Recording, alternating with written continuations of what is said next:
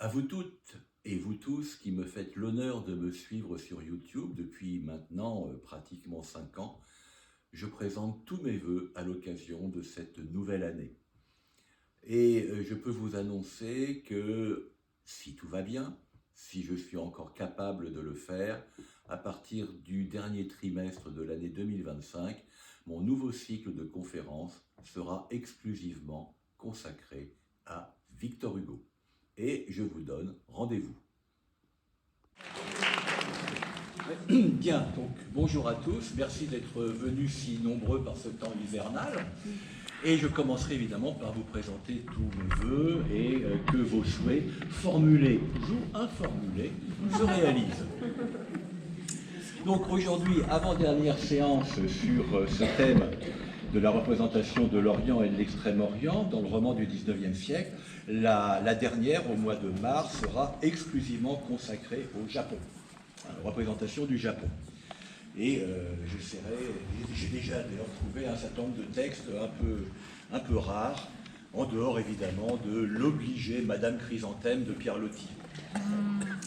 Et donc aujourd'hui, j'avais sous-titré, puis en fait je ne l'ai pas repris dans ce que vous avez, étrangetés asiatiques, puisque ça va être un très très gros morceau qui va, géographiquement parlant, entendons-nous, de la Perse à la Chine, en passant par le continent indien et l'Asie du Sud-Est, ce qui vous explique pourquoi je me suis laissé un peu aller et que vous avez 30 pages de texte. Je vous rassure, on ne va pas tous les lire. Mais dans ma première ébauche, il y en avait 50, et là vraiment, c'était pas possible. Alors, au XIXe siècle, vous avez énormément de récits de voyage, de mémoires qui relatent les expériences diverses de toutes origines, et comme j'ai délibérément mis de côté les récits de voyage et autres mémoires, déjà dans le roman, il y a énormément de choses. En poésie, il y a également énormément de textes qui traitent de ces contrées asiatiques. Alors ça s'explique en grande partie par l'expansion coloniale.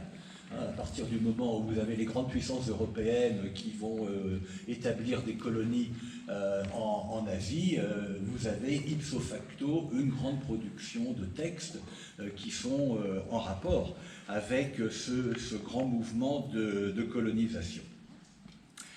Alors, donc, entrons dans le vif du sujet. Donc la Perse, pour commencer. Et là, j'ai choisi Arthur de Gobineau.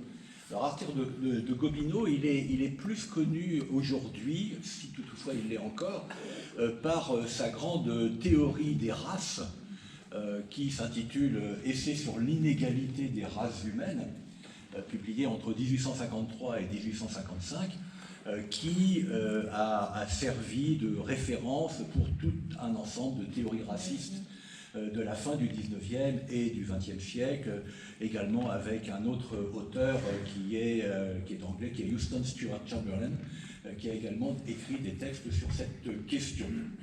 Alors, je crois qu'on dirait de cet ouvrage dont je parle très très rapidement, que Gobineau reprend à son compte la thèse de Boulainvilliers au XVIIIe siècle. Selon Boulainvilliers, la noblesse était d'origine franque, alors que le peuple était d'origine gauloise, et qu'il y avait une supériorité intrinsèque des Francs sur les autres, et que cela permettait de justifier, de légitimer la prééminence de la noblesse. Donc il y a eu une inégalité dans la constitution même de la France, et après il va développer cette grande idée de l'inégalité des races humaines à l'échelle mondiale. Et en fait, il est totalement opposé au métissage, au nom d'une théorie qu'on appellerait aujourd'hui de racialiste, en disant que dans le métissage, les qualités de chacune des races se perdent et que ne restent que les mauvais côtés de chacune des races. Passons. Mais sur le plan littéraire, il reste encore un peu connu, du moins par les spécialistes du 19e, pour un roman qui s'intitule Les Pléiades, qui est très, très, très intéressant, qui est de 1874, si ma mémoire est bonne, et aussi par une nouvelle qui est Mademoiselle Irnois, dont certains considèrent que c'est une nouvelle qui est digne des nouvelles de Balzac, et elle a été publiée en 1848. Mais les nouvelles asiatiques sont également tout à fait intéressantes, et Gobineau est un personnage vraiment tout à fait passionnant dans sa carrière, et il a été notamment diplomate, et il a été, comme je vous l'ai dit, comme je vous l'ai indiqué, secrétaire de la légation française en Perse de 54 à 63, ce qui explique qu'il publie après ses nouvelles asiatiques. Et donc, sur la Perse, je vous ai choisi Histoire de Gamber Ali, dont vous voyez quel est le principe. Au début, il y avait à Shiraz un peintre appelé Mirza Hassan, et on ajoutait Khan, non pas qu'il fût le moins du monde décoré d'un titre de noblesse, seulement sa famille avait jugé à propos de lui conférer le khanat dès sa naissance. Alors comment procède Gobineau? Il reprend tout simplement des faits de mœurs et de civilisation persane pour les mettre en scène dans cette nouvelle, mais pour également se livrer à une forme d'humour que vous allez avoir en bas de la page 1. C'est en gras, on y va tout de suite. Donc Mirza Hassan Khan vivait en parfaite intelligence avec Bibi Janem toutes les fois que celle-ci n'était pas contrariée. Mais si par hasard elle avait à se plaindre d'une voisine, si on l'avait tenue au bain où elle passait 6 à 8 heures le mercredi, quelques propos douteux quant aux mœurs et aux allures de son époux, alors il faut l'avouer, les coups pleuvaient sur les oreilles du coupable. Aucune dame de Shiraz, ni même de toute la province de Fars, ne pouvait prétendre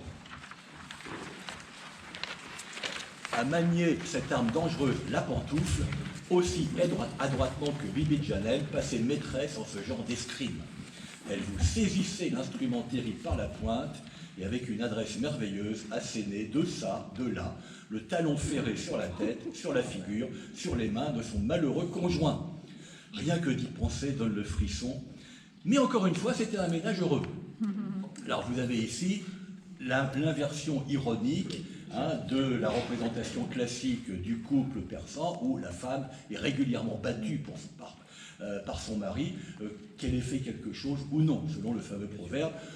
Bats ta femme, dans tous les cas, elle saura pourquoi, et si toi tu ne sais pas pourquoi, elle le sait aussi.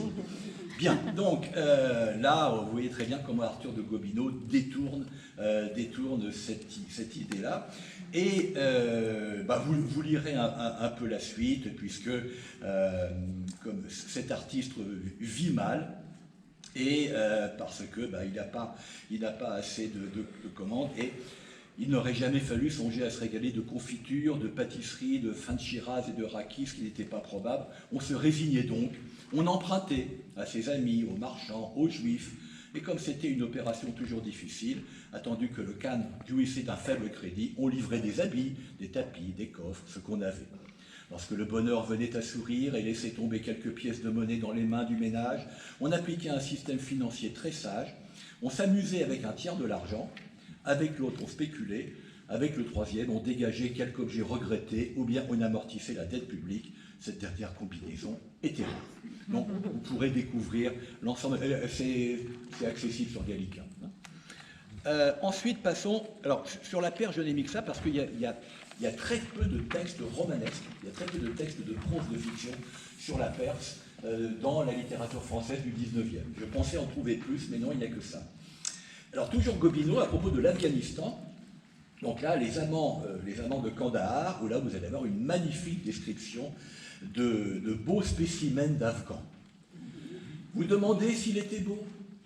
Beau comme un ange. Le teint un peu basané, nom de cette teinte sombre, terreux, résultat certain d'une origine métisse. Pensez à l'origine de l'histoire de l'inégalité dans les races humaines. Il était chaudement basané comme un fruit mûri au soleil. Ses cheveux noirs bouclés, en profusion d'anneaux, sur les plis serrés de son turban bleu rayé de rouge. Une moustache fine, ondée, un peu longue, caressait le contour délicat de sa lèvre supérieure, nettement coupée, mobile, fier, respirant la vie, la passion. Les yeux doux et profonds s'allumaient facilement d'éclairs. Il était grand, vigoureux, mince, large des épaules, étroit des hanches.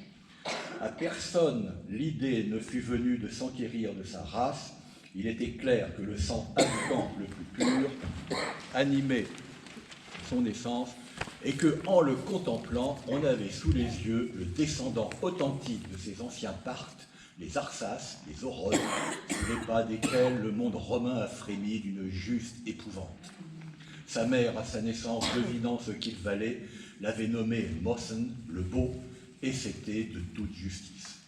Malheureusement, accompli à ce point quant aux avantages extérieurs, non moins parfait pour les qualités de l'âme, honoré de la plus illustre généalogie, il lui manquait trop, il était pauvre. Et donc toute l'histoire va évidemment graviter autour de la possibilité de devenir riche. Comment devenir riche? En faisant un beau mariage. Vous m'avez deviné. Et toute l'histoire va passer là-dessus. Mais ce sera un vrai mariage d'amour, mais qui se terminera tragiquement. Je vous passe sur la fin. Et vous voyez, c'est le tout dernier paragraphe que je vous laisse découvrir. Donc la Chine. Alors rassurez-vous, après je vais aller plus loin. Hein, mais là je vais aller directement via l'Afghanistan jusqu'en Chine. D'ailleurs géographiquement, ça se tient tout à fait. Judith Gautier, donc vous savez qu'elle est la fille de Théophile Gautier et l'épouse de Catulle Mendès. Donc, je vous avais d'ailleurs cité des textes de Judith Gautier la dernière fois, dans son recueil de nouvelles, Fleurs d'Orient, qu'on retrouvera plus loin si ma mémoire est bonne, et en tout cas qu'on retrouvera peut-être aussi à propos du Japon. Mais elle a écrit un roman donc, qui s'appelle Le Dragon impérial, publié en 1869. Et elle fait de ce roman à la fois, bien entendu, une histoire fictive, mais aussi une sorte de guide de voyage. Et vous avez une description extrêmement précise, longue et circonstanciée de Pékin, que je vous ai transcrite à peu près intégralement, ce qui vous explique le nombre de pages, mais c'est un texte tout à fait intéressant, et vous avez vraiment l'impression d'avoir là une description particulièrement informée de ce qu'est Pékin au milieu du XIXe siècle. Et il s'agit évidemment pour elle de mettre en évidence la splendeur de la capitale chinoise, en multipliant ce qu'on pourrait appeler les traits spécifiquement chinois de l'architecture, de l'organisation de l'espace, de la circulation, des différents costumes, etc. etc. Hein. Donc vous avez vraiment un documentaire sur Pékin. Et bon, je vous ai mis en gras ce qui me paraissait le plus caractéristique, qui évidemment apparaît rétrospectivement comme une succession de clichés sur ce qu'est le regard que l'on peut porter en tant qu'occidental sur Pékin. Alors, souvenez-vous, dans ces années-là, il se passe des événements absolument tragiques à Pékin, puisque vous allez avoir le sac du palais d'été par les armées européennes, qui se sont livrés à un saccage absolument écœurant, ce qui a permis d'ailleurs de meubler un certain nombre de collections particulières et même publiques en objets chinois, hein, qui ont été rapportés dans des caisses. Et donc il y a aussi ce contexte qu'il faut avoir présent à l'esprit. Pékin a été une ville qui a été soumise à la loi militaire européenne, puisqu'il y a eu une coalition, les Français, les Anglais, les Allemands, les Autrichiens, etc., qui se sont livrés à toute une série d'exactions en Chine à ce moment-là, à l'occasion de la révolte des Taiping. Donc, vous voyez par exemple page 4, donc l'avenue du centre, naguère monotone et traversée à peine par quelques paysans, se colore et se peuple. Une triple porte triomphale apparaît. Des banderoles multicolores frissonnent, attachées à des poteaux de bois rouge. 100 boutiques projettent verticalement leurs enseignes jaunes, bleues, argentées, brillantes et populeuses. Des rues s'ouvrent sur la voie principale et y déversent leurs passants. 1000 gens sortent de leur maison, on piétine dans la poussière, on se coudoie, on crie, des groupes de plaisance se forment ça et là, écrivant sur le mur des sentences facétieuses ou d'impertinentes épigrammes adressées à quelques grands dignitaires, et la foule autour d'eux les approuve et se pâme de rire. Des deux côtés de l'avenue, devant les maisons, des marchands de ferraille, de poissons, de gibier de Mongolie, des ravaudeurs ont dressé des baraques afin d'y installer leurs industries. On s'abrite simplement sous de grands parasols carrés, bleus, gris, blancs, roussâtres. Ils vocifèrent, hurlent, chantent, imitent des cris d'animaux, choquent des tam-tams, secouent des clochettes, font claquer des claques-bois pour attirer l'attention des chalands qui se prennent, etc. J'arrête la lecture. Qu'est-ce que vous avez ici? Vous avez tout simplement une saturation de pittoresque chinois. Tout bêtement, c'est le principe de la description. Hein. Il faut faire chinois. Et donc, tout va être idéalement chinois. Alors, quel est le but de cela? C'est évidemment de vous transporter par l'imagination dans cette ville exotique, inaccessible pour évidemment la quasi-totalité des gens de l'époque, mais qui vont constituer le roman non pas simplement comme une histoire que l'on raconte, mais comme une ouverture sur un monde présenté comme étant fondamentalement étrange, séduisant, éventuellement inquiétant, mais en tout état de cause, fondamentalement autre. Hein. C'est l'altérité chinoise qui vous est ici mise en scène.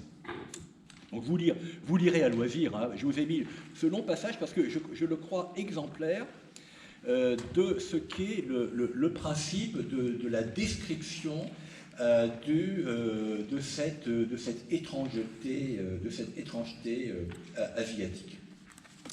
Alors, comment a-t-elle fait? Je crois que c'est une admirable compilation de récits de voyage et de mémoire de voyageurs, hein, tout simplement.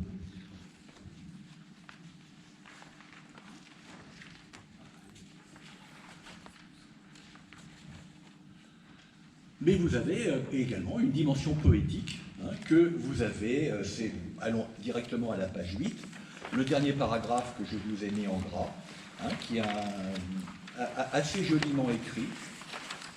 Dôme immense du paysage, le ciel d'un azur profond qui sous la poussière embrasée prend par instants d'étranges tons d'émeraude, roule un aveuglant soleil qui verse par les champs une pluie lumineuse, allume dans la ville des blancheurs éclatantes, à côté de noires ombres portées, change en diamants les dalles de marbre, en topaz le jaune des toitures, en langue de feu les banderoles multicolores, et fait de la grande capitale du Nord un éblouissement d'or, de pourpre, de flammes. Donc là, la magnification hein, de la beauté de cet exotisme chinois. Jules Verne a consacré un roman à la Chine, dont la lecture vous surprendra si vous ne connaissez que le film « Les tribulations d'un Chinois en Chine » avec Jean-Paul Belmondo. Hein, c'est assez différent. Donc mieux vaut se reporter au roman de Jules Verne pour voir ce qui en fait le principal intérêt. Et là, je vous ai mis le résumé. Hein, donc, c'est l'histoire de ce jeune Chinois riche, Kin Fo, qui se retrouve malheureusement ruiné et qui, ne voulant pas imposer une vie misérable à son épouse, préfère mourir, mais heureusement, le roman est là pour lui sauver la vie. Au moment de se donner la mort, il se rend compte qu'il ne ressent rien et décide qu'il ne peut mourir sans connaître des émotions au moins une fois dans sa vie. Et donc, il a un maître et ami qui est le philosophe Wang, de le tuer dans un délai imparti, ce qui, il espère, lui fera redouter la mort et éprouver quelque chose. Wang accepte le pacte, mais il disparaît, et Kin Fo va apprendre qu'en réalité, il n'était jamais ruiné, donc il veut vivre. Et épouser celle qu'il aime, mais Wang reste introuvable et Kin Fo a besoin de le retrouver pour lui dire non, non, ce n'est plus du tout ce dont nous étions tombés d'accord, je ne veux plus mourir. Et Kin Fo a compris la valeur de la vie en étant sous la menace constante de l'assassinat. Donc en fait, pari réussi, il éprouve quelque chose et il quitte l'indifférence passionnelle et sentimentale dans laquelle il se trouvait. Alors, comme toujours chez Jules Verne, vous allez avoir une part didactique dans le roman. C'est-à-dire que tous les romans de Jules Verne, qui sont de singulier admirablement construits, vont être une combinaison d'une intrigue, bien entendu, savamment menée, de la constitution de personnages d'exception, pensez au capitaine Nemo, mais également d'injection de savoir dans le roman pour le plus grand bénéfice du lecteur. Donc c'est ce côté didactique que vous allez retrouver à certains moments dans les tribulations d'un Chinois en Chine, puisqu'il s'agit au fond d'expliquer la Chine au lecteur occidental. Alors d'abord, comment décrire un Chinois? Donc, haut de la page 9, Kin Fo était bien le type de ces Chinois du Nord, dont la race tend à se transformer et qui ne se sont jamais ralliés aux Tartares. On n'eût pas rencontré son pareil dans les provinces du Sud, donc Chinois du Nord, Chinois du Sud, où les hautes et basses classes se sont plus intimement mélangées avec la race mandchoue. Kin Fo, ni par son père ni par sa mère, dont les familles depuis la conquête se tenaient à l'écart, n'avait une goutte de sang tartare dans les veines. Grand, bien bâti, plutôt blanc que jaune, comme une marque de distinction, les sourcils tracés en droite ligne, les yeux disposés suivant l'horizontale et se relevant à peine vers les tempes, donc il n'a presque pas les yeux bridés, le nez droit, la face non aplatie, il eût été remarqué même auprès des plus beaux spécimens des populations de l'Occident. C'est un Chinois acceptable. Et s'il se montrait chinois, ce n'était que par son crâne soigneusement rasé, son front et son cou sans un poil, sa magnifique queue qui, prenant naissance à l'occiput, se déroulait sur son dos comme un serpent de jet. Très soigné de sa personne, il portait une fine moustache, faisant demi-cercle autour de sa lèvre supérieure et une mouche qui figurait exactement au-dessous le point d'or de l'écriture musicale. Ses ongles s'allongeaient de plus d'1 centimètre, les Chinois ont les ongles très longs, c'est bien connu. Vous avez tous lu le Lotus bleu, les aventures de Tintin. Hein. Preuve qu'il appartenait bien à cette catégorie de gens fortunés qui peuvent vivre sans rien faire. Peut-être aussi la nonchalance de sa démarche, le hautain de son attitude, ajoutait-il encore à ce comme il faut qui se dégageait de toute sa personne. Voilà le personnage bien campé. Il est donc d'une excellente famille du nord de l'Empire, donc un peu plus bas, et il possède de remarquables aptitudes pour le commerce comme ses compatriotes. Donc, retenons cela, le Chinois est doué pour le commerce. C'est son point commun avec les Levantins, par exemple, dans l'imaginaire du XIXe siècle. Hein. Et pendant les premières années de sa carrière, tout ce que produit ce riche territoire si peuplé, papier de Swatow, soierie de Suzhou, sucre candi de Formose, thé de Hankow et de Fuzhou, fer du Honan, cuivre rouge ou jaune de la province de Yunnan, vous voyez le principe, on accumule un certain nombre de noms, hein, de localités géographiques qui constituent cet espace chinois qu'il s'agit de vous faire connaître. Touche pour lui éléments de négoce et matière à trafic. Sa principale maison de commerce, son Hong, était à Shanghai, mais il possédait des comptoirs à Nanking, à Tientsin, à Macao, à Hong Kong. Très mêlé au mouvement européen, et c'est là que vous avez donc la Chine qui entre dans la modernité, c'était les steamers anglais qui transportaient ses marchandises, c'était le câble électrique qui lui donnait le cours des soieries à Lyon et de l'opium à Calcutta. Donc la Chine qui entre dans le grand mondialisme de l'économie au cours du XIXe siècle. C'est tout à fait vrai hein, pour la seconde moitié du XIXe siècle. Hein, Shanghai devient une des grandes capitales économiques du monde dans ces années-là. Sera très très vite rattrapé d'ailleurs par Tokyo, hein, et les grands ports japonais, très peu de temps après l'ère du Meiji. Hein. Vous savez que le Japon, hein, à partir de la fin des années 1850, s'ouvre au monde, hein, après la grande période de fermeture. J'y reviendrai quand on parlera du Japon, puisque l'ère Edo a été une période de fermeture du Japon après le shogunat des Tokugawa à partir de 1683.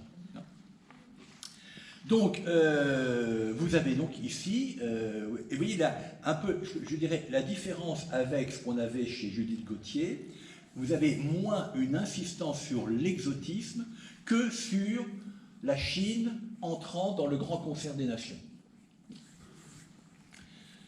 Et après, vous allez avoir un autre développement didactique qui va vous présenter la Chine, alors, je dirais sous la forme d'un article d'encyclopédie. Regardez l'avant-dernier paragraphe de la page 9. On ne l'évalue pas pour la population, à moins de 360 millions d'habitants. C'est presque un tiers de la population de toute la Terre.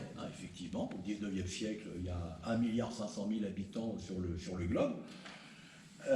Or, si peu que mange le Chinois pauvre, il mange.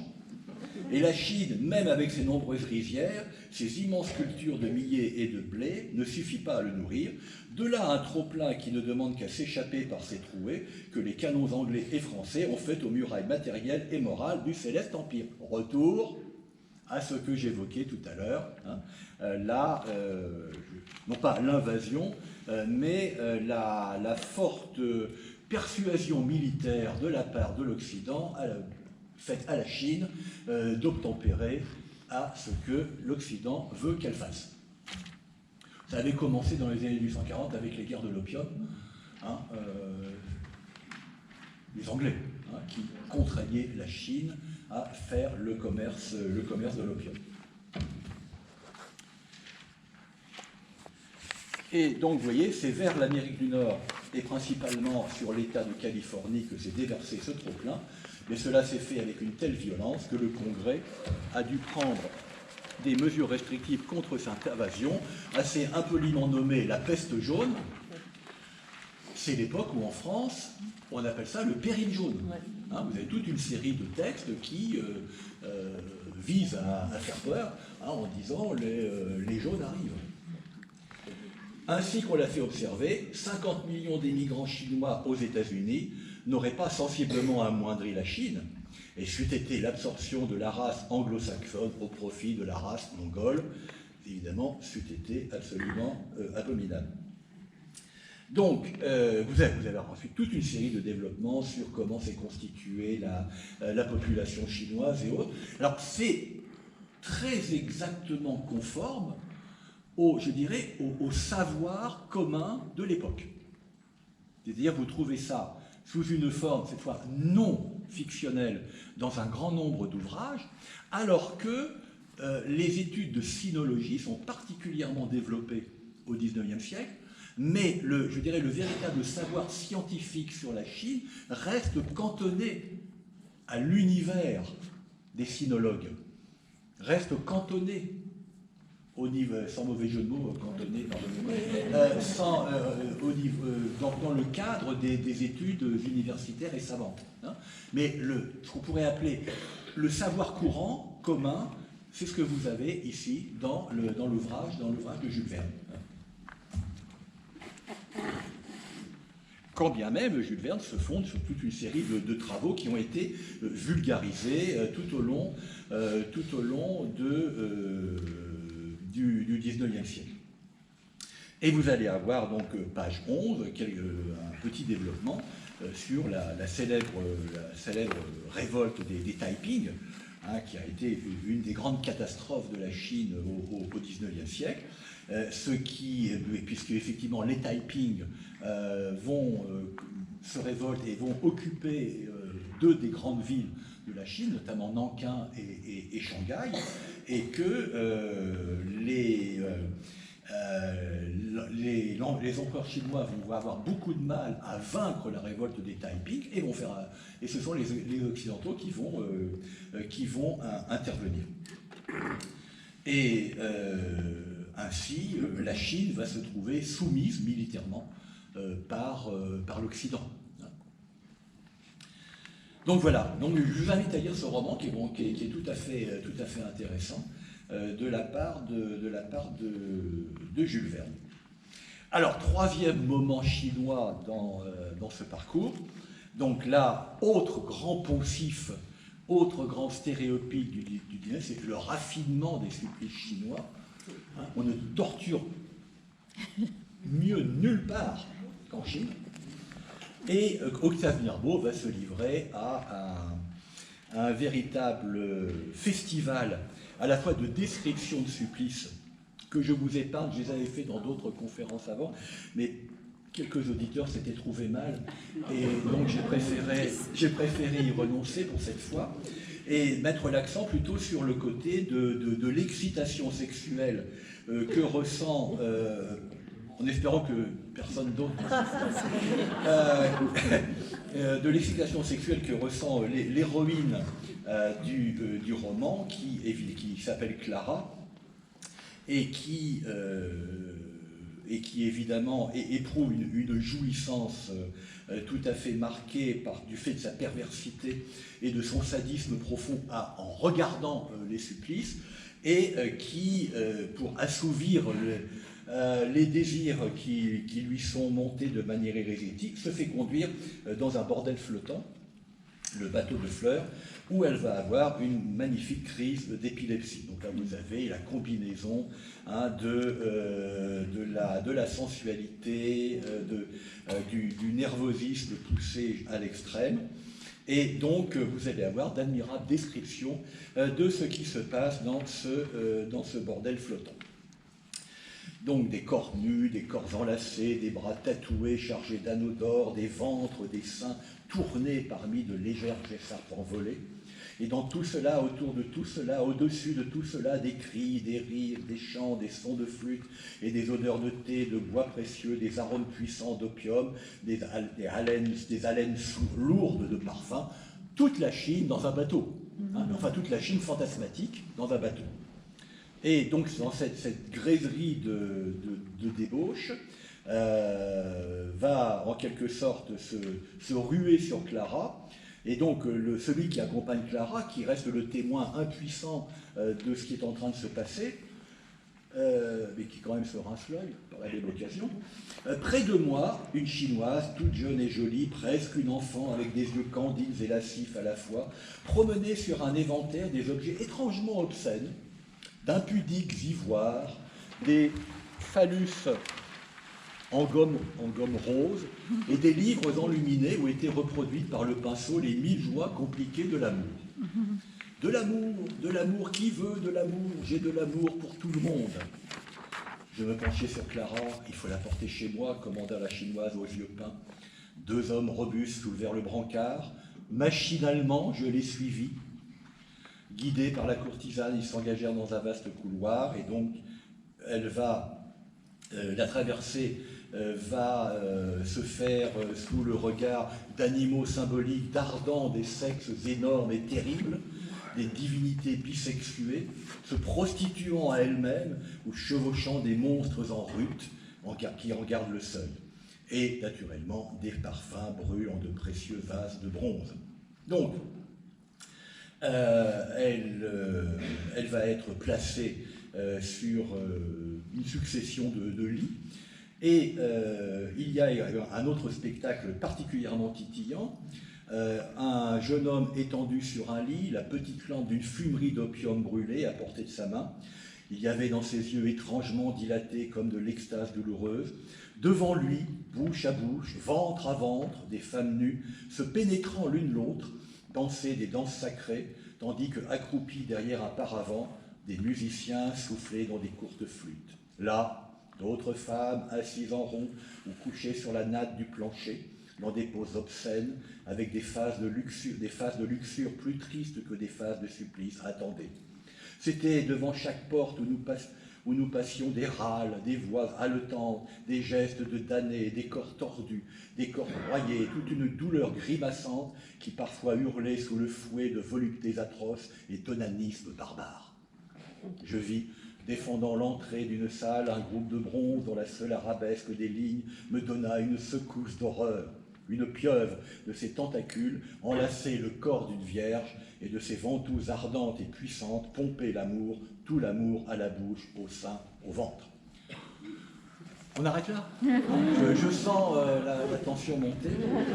Donc vous voyez que Octave Birbaud se fait plaisir. Je reviens sur la pieuvre et la jeune vierge. Vous connaissez les estampes japonaises qu'on appelle les shunga, qui sont les estampes érotiques japonaises. C'est de là que vient l'expression, lorsque un homme invite une jeune femme innocente, « Voulez-vous voir mes estampes japonaises ?» Je ne sais pas si ça se dit encore, ça, la visite des estampes japonaises, ça doit être remplacé par autre chose. Et vous en avez une qui est absolument magnifique, qui est une pieuvre, effectivement, hein, qui enlace le corps d'une femme. C'est une des plus célèbres, un des plus célèbres shunga de cette production japonaise. Et donc, bah, vous lirez la suite, hein, tranquillement. Éventuellement dans votre bain, je ne sais pas. Mais voilà, ça vous donne une idée d'une autre Chine, là, qui correspond évidemment à une autre vision fantasmatique, hein, l'érotisme chinois. Tout à l'heure, on verra sous une forme beaucoup plus adoucie l'érotisme indien, hein, puisque ça fait partie de ces érotismes exotiques qui fascinent le 19e siècle.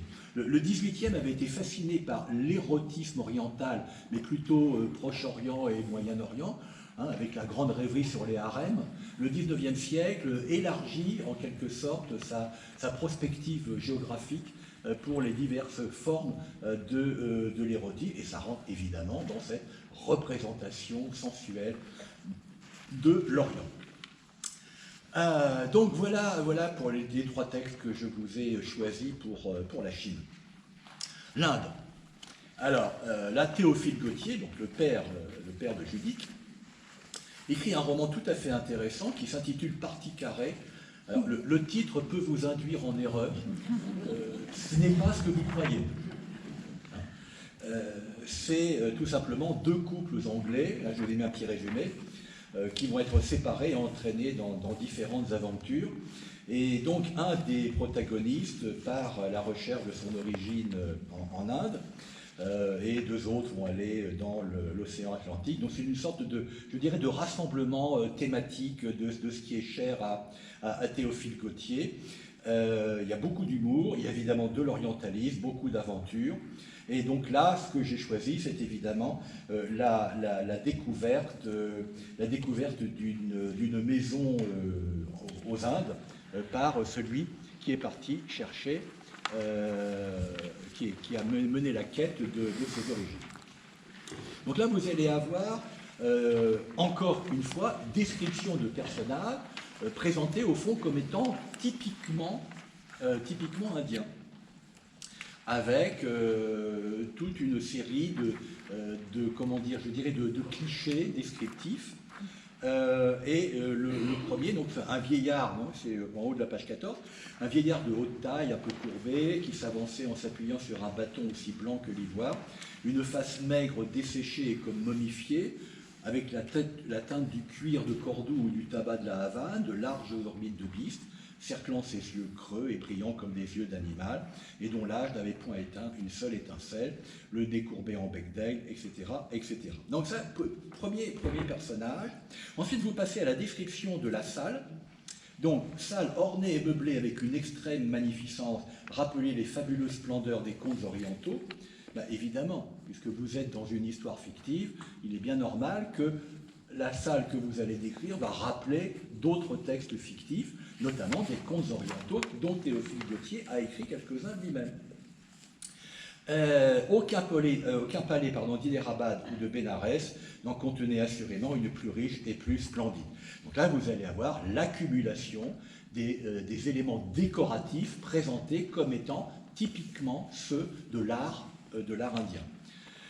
Légère colonne de marbre blanc entourée d'un cep de vigne dont les feuilles étaient figurées par des semences d'émeraude et les grappes par des grenats, soutenait un plafond fouillé, ciselé, découpé, écartelé de 1000 caissons pleins de fleurs, d'étoiles, d'ornements fantastiques et touffus comme la voûte d'une forêt. Sur les murailles courait une frise contenant les principaux mystères de la théogonie indienne. On y voyait tailler tout un monde de dieux à trompe d'éléphant, à bras de polypes, tenant à la main des lotus, des cèdres, des fléaux, des monstres moitié hommes, moitié animaux, aux membres feuillus et contournés en arabesque, symboles mystérieux de profondes pensées cosmogoniques, etc., etc. Autrement dit, une sorte, si vous voulez, de rassemblement idéal de tout ce que l'imaginaire du XIXe siècle attribue à l'Inde. Et qui vient en grande partie, bien entendu, de toute une série de textes écrits par les voyageurs anglais en Inde, que l'on lit en France. Et vous allez avoir aussi, bien entendu, une sorte d'exaltation poétique de cet ensemble présenté comme admirable, hein, d'une beauté qui peut même défier la description. Un jour doux et laiteux, page 15, tamisé par des vitres dépolies, versé à ces magnificences asiatiques, des lueurs vagues estompées encore par un imperceptible nuage de fumée bleuâtre provenant des parfums brûlés sur les cassolettes aux quatre coins de la salle et donnaient à cette salle déjà surprenante par elle-même un aspect tout à fait féerique. Derrière cette gaze vaporeuse, les ors, les grenats, les cristaux, les saillies des sculptures avaient des phosphorescences et des illuminations subites de l'effet le plus bizarre. Hein. Donc le mot important ici, qui vous donne au fond toute la clé de la description, c'est féerique. Hein. Vous savez que Gautier a écrit un certain nombre de textes qu'on appelle justement des féeries au XIXe siècle, où se lâche une imagination débridée, hein, qui vise à représenter un monde merveilleux qui est aux antipodes du monde bassement réel et matériel de l'époque, des années 30, 40, 50, etc. Hein, c'est donc une littérature d'évasion par l'imagination. Et tout se passe comme si, ici, l'Inde, où les éléments indiens servaient de support ou de prétexte à cette volonté de s'évader. Et donc de rentrer d'une certaine façon dans la représentation Gautier, que se fait Gautier d'une des fonctions de la littérature, c'est-à-dire l'art pour l'art, hein, c'est-à-dire la célébration des pouvoirs du langage littéraire et poétique qui vient bâtir, qui vient échafauder un monde idéal. Ce qui a des résonances tout à fait politiques. Pourquoi est-ce que Gautier définit l'art pour l'art à partir de 1830 ? C'est tout simplement à cause de l'immense déception ressentie par une partie des romantiques de ce qui se passe après juillet 1830, c'est-à-dire le pouvoir de Louis-Philippe et l'arrivée au gouvernement des puissances d'argent. Donc, à partir de là, se produit une rupture pour une partie des romantiques et qui vont théoriser l'art pour l'art.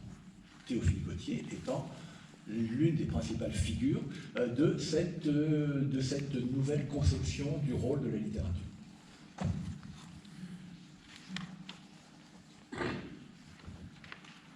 Alors bien entendu, le clou du spectacle, ça va être la belle indienne. Page 16. Une jeune fille d'une beauté inouïe et revêtue d'un riche costume indien fit son apparition dans la chambre. Apparition est le mot, car on l'eût plutôt prise pour une apsara descendue de la cour d'Indra que pour une simple mortelle. Son teint singulier dans nos idées européennes avait l'éclat de l'or. Cette nuance ambrée, semblable à celle que le temps a donnée aux Sherpas particiens, n'empêchait pas pourtant les roses de la fraîcheur de s'épanouir sur les joues de la jeune fille. Ses yeux coupés en amandes et surmontés de sourcils si nets qu'on eût pu les croire tracés à l'encre de la Chine, s'allongeaient vers les tempes, agrandis par une ligne de surbaie, partie des paupières frangées d'un rideau de cils bleus. Les deux prunelles de ses yeux semblaient deux étoiles noires sur un ciel d'argent. Vous lirez la suite de la description, qui est évidemment une glorification de cette beauté exotique, dont tous les détails sont autant de prétextes à glorification de cette beauté et à la fois physique et de la beauté de son costume. Donc vous pourrez vous reporter à ce texte. Et dernier paragraphe en gras de la page 17, car bien entendu, il ne faudrait pas que vous ayez des pensées un peu trop érotiques. Elle vint ainsi jusqu'au divan avec des ondulations alanguies pleines d'une chaste volupté. L'expression oxymorique est absolument admirable, une chaste volupté. appuyant un peu le talon comme Sakuntala sur le sable du sentier fleuri. Et quand elle fut parvenue en face de Volmeran, donc le personnage en quête de ses origines, elle s'agenouilla et se tint dans la même attitude de contemplation respectueuse que Lakshmi admirant Vishnu couché dans sa feuille de lotus et flottant sur l'infini à l'ombre de son dé de serpent. Donc voilà comment Théophile Gautier vous magnifie les beautés de l'Inde.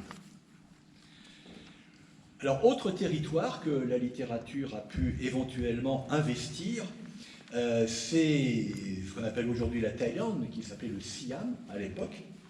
Et avec, alors là c'est un texte complètement déjanté, d'Albert Robida. Alors Albert Robida, il est né en 1848, il est mort en 1926. Un personnage absolument extraordinaire, puisqu'il est à la fois artiste, caricaturiste, journaliste, auteur de science-fiction et également de romans de ce type, un polygraphe tout à fait remarquable. Et donc là, je vous ai choisi un roman que je vous pardonnerai de ne pas connaître, qui s'intitule « Les voyages très extraordinaires de Saturnin Farandoul dans les 5 ou 6 parties du monde et dans tous les pays connus et même inconnus de M. Jules Verne ». Donc il s'agit d'écrire une autre série des histoires extraordinaires, des voyages extraordinaires de Jules Verne.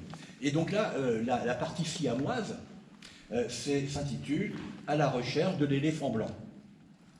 Et donc, tout simplement, le héros Saturnin Farandoul lit dans le journal, dans un journal, que l'éléphant blanc du roi de Siam a disparu et qu'il y a une possibilité éventuellement de récompense de 60 millions de francs, ce qui est vraiment pas mal, au XIXe siècle, se met en devoir d'aller à la recherche de l'éléphant blanc avec ses amis.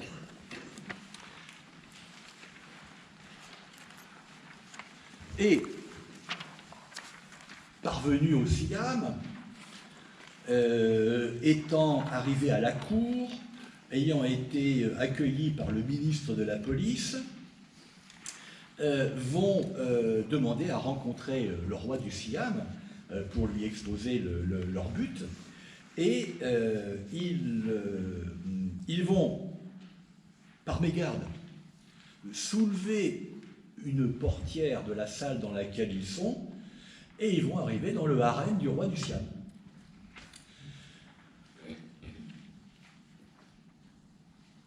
Et donc Mandibule et ses amis vont provoquer, par leur irruption dans le harem, un chamboulement considérable. Et regardez le dernier paragraphe de la page 18. Dans la salle, toutes les femmes échevelées criaient à perdre haleine, la plupart d'entre elles sans même connaître le sujet de cette chaude alarme, et des esclaves à face glabres cherchaient vainement à rétablir l'ordre. Plusieurs de ces esclaves armés de sabres recourbés s'étaient jetés avec des gestes furibonds au-devant des marins, mais devant l'allure ferme de ceux-ci, leur audace n'avait pas été jusqu'à faire usage de leurs armes. Alors, c'est pour nous tout ce vacarme, murmura Mandibule à l'oreille de Farandoul.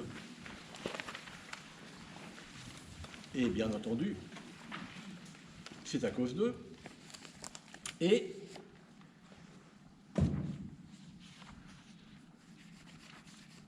pardonnez-moi, j'ai un petit problème de page.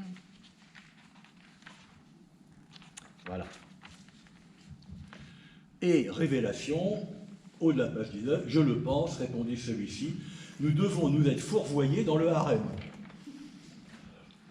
Et l'interprète qui les accompagne est terrifié, parce que le fait d'avoir vu les femmes du roi dans le harem implique la peine de mort pour ceux qui se sont livrés à ce blasphème, à cette transgression absolument impardonnable.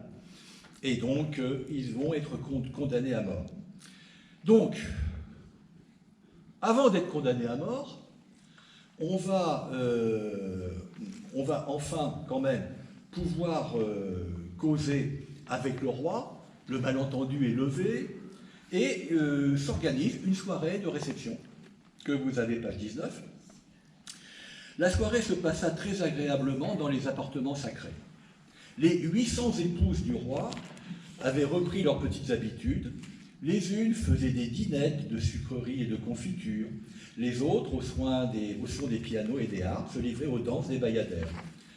Farandoul et Mandibule étaient l'objet d'attentions délicates de la part de tout le clan des épouses de première classe. On les servait, on leur offrait des rafraîchissements, on agitait au-dessus de leur tête d'immenses éventails de plumes. Mandibule mit toutes les épouses sacrées dans la joie en organisant une gigantesque partie de colin-maillard qui dura jusqu'à minuit. Les esclaves glabres se faisaient aussi petits que possible pour ne pas contrarier leurs terribles hôtes.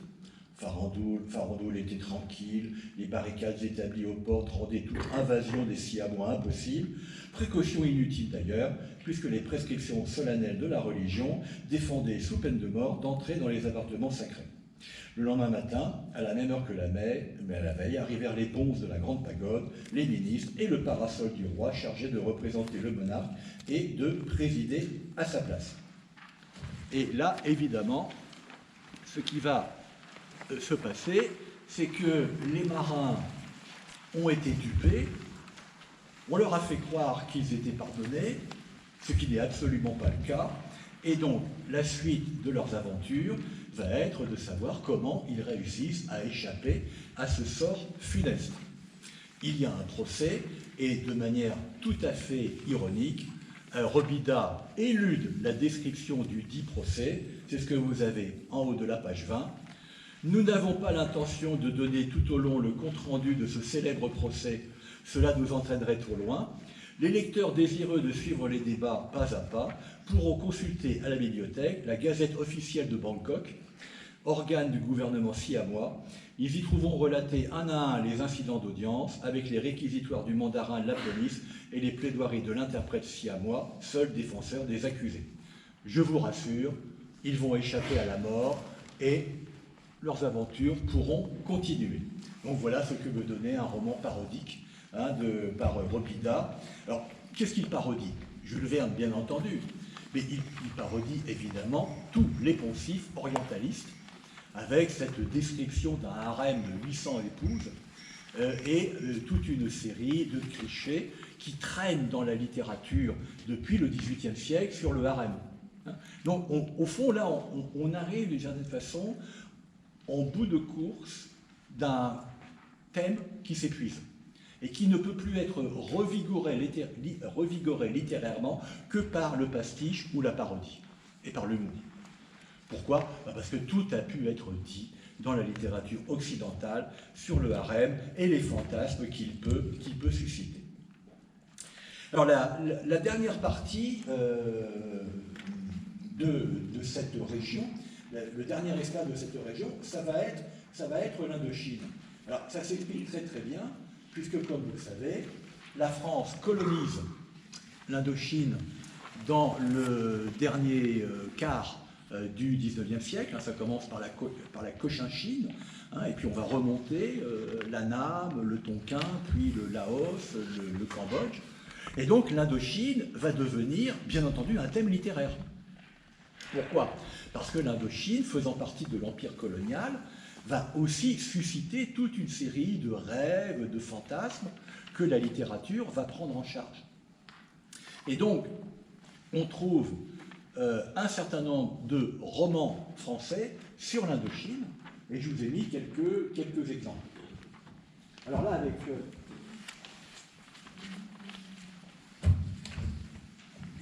avec des auteurs qui sont aujourd'hui quasi oubliés. Le premier, c'est Jules Boissière. Alors, c'est pour ça que je vous ai mis un petit peu sa biographie. Alors, si le texte est paru en 1925, il a été écrit à la fin du XIXe siècle. Et ce Jules Boissière a été en poste en Indochine à la fin du XIXe siècle, et il a occupé toute une série de positions, et il est mort à Hanoï en 1897 d'une occlusion intestinale, donc d'atroces souffrances, probablement aggravée par son addiction à l'opium. contracté lors de son séjour en Indochine. D'où effectivement son recueil de nouvelles qui s'intitule Fumeur d'opium, qui n'est pas simplement que de la fiction, qui est également du vécu. Et l'opium, évidemment, est un des grands thèmes de la littérature de fiction au XIXe siècle. Nous l'avons vu mentionner à propos de la Chine, et nous l'avons ici, bien entendu, avec l'Indochine. Alors, vous lirez tout le début de cette description par le personnage qui, en fait, est très très proche de l'auteur, de son addiction à l'opium. Mais ce qui est intéressant, c'est ce que vous avez en haut de la page 21, c'est-à-dire l'effet de l'opium. Alors, je vous rappelle qu'écrire sur l'opium au XIXe siècle, c'est quelque chose de tout à fait courant. Depuis au moins l'auteur anglais Thomas de Quincey, avec les mémoires d'un mangeur d'opium, hein, j'en avais parlé, parce qu'au début on ne le fume pas, hein, on le mange, hein, on le mélange à de la confiture. Hein. Et puis après on va passer aux fumeries d'opium découvertes en Asie, découvertes en Chine. Et beaucoup d'écrivains pratiquent l'opium au XIXe siècle. Quand c'est pas l'opium, c'est le hashish. Mais pensez à Baudelaire, hein, pensez à d'autres auteurs. Et ça va évidemment durer tout au long du XIXe siècle. Après, on pourra passer à d'autres drogues. Donc, c'est ce petit paragraphe qui est vraiment tout à fait intéressant.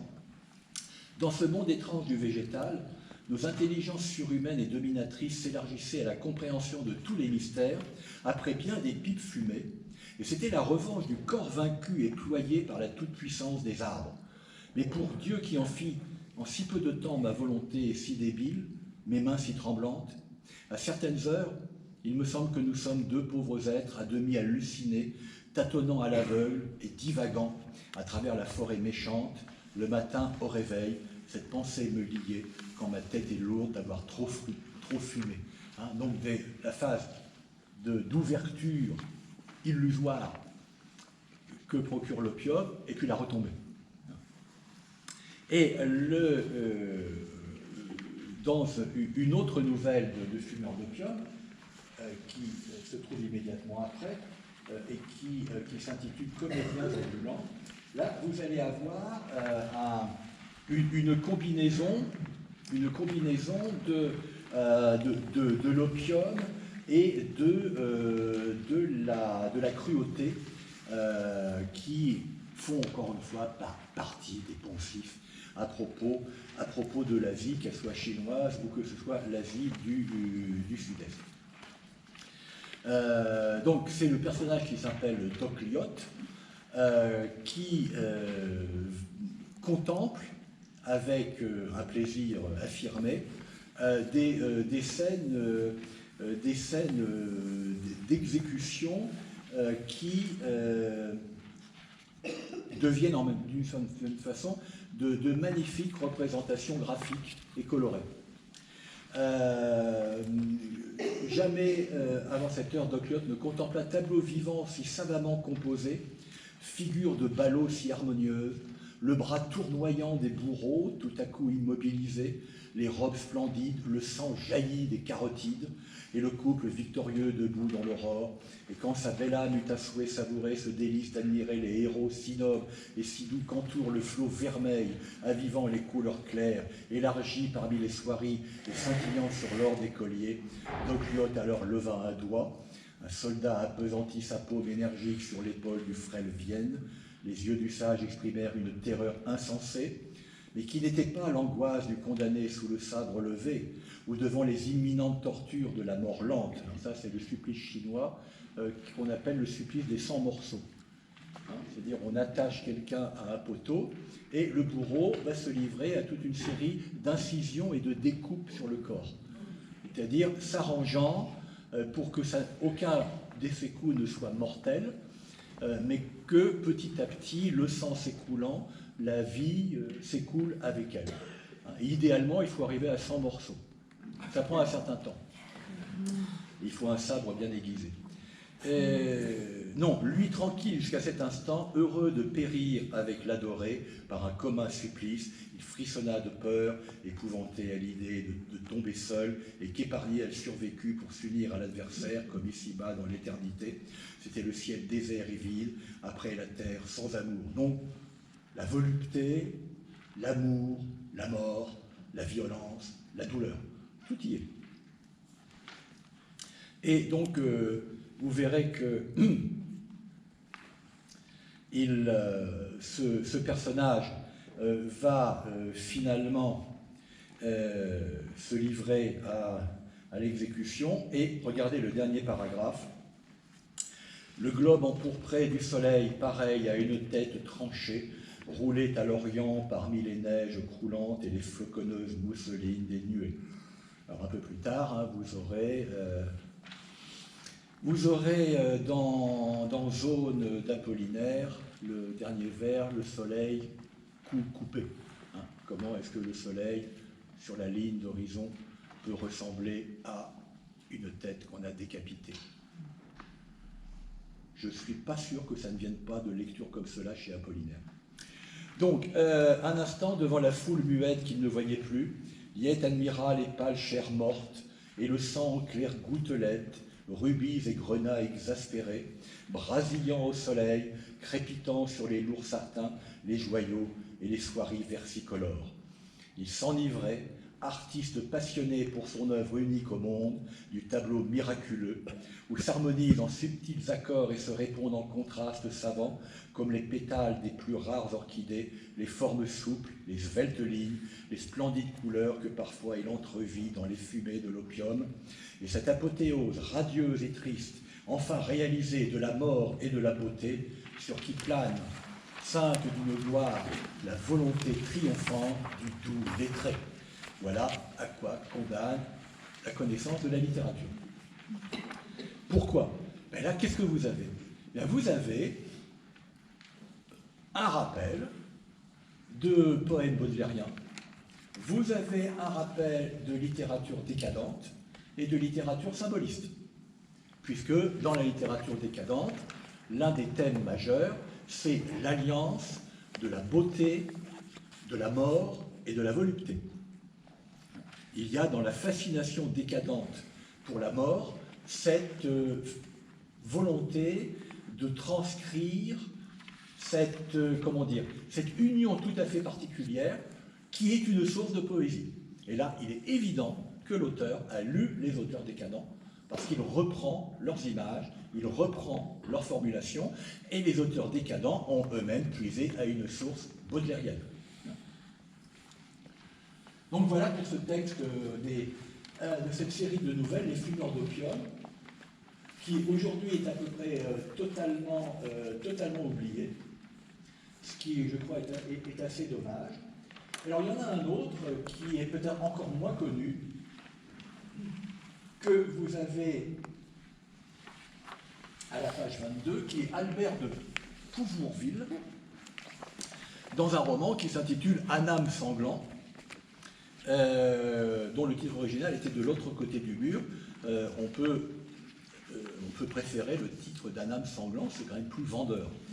Et donc lui aussi, il va suivre une carrière militaire, d'administrateur militaire.